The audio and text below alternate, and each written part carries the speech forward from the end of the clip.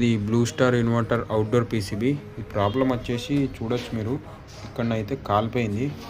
నేనైతే ఓపెన్ చేశాను బోర్డు, చూడొచ్చు. బోర్డు అయితే వెనకాల అయితే మొత్తం ఇలా, ఇదైతే హై వోల్టేజ్ వల్ల షార్ట్ సర్క్యూట్ అయింది. దీన్ని అయితే మనం రిపేర్ చేద్దాం.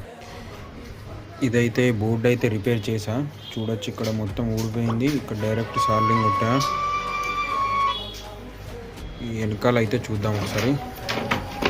వెనకాల చూడొచ్చు, ఇక్కడ ఐసీలన్నీ కాలిపోయినాయి. దీని వెనకాల ఇదైతే ఐసీలు మొత్తం రీప్లేస్మెంట్ చేసా. బోర్డు అయితే ఒకసారి ఆన్ చేసి చూడాలి. బోర్డు అయితే ఒకసారి ఆన్ చేసి అయితే చూద్దాం. కనెక్షన్ అయితే పెట్టాను, స్విచ్ అయితే వేస్తున్నాను. చూడొచ్చు, పవర్ అయితే ఆన్ అయిపోయింది. బోర్డు అయితే రిపేర్ అయిపోయింది. ఒకసారి కంప్రెసర్ మీద చెకింగ్ చేసి ఆ వీడియో కూడా పెడతాను దీని తర్వాత.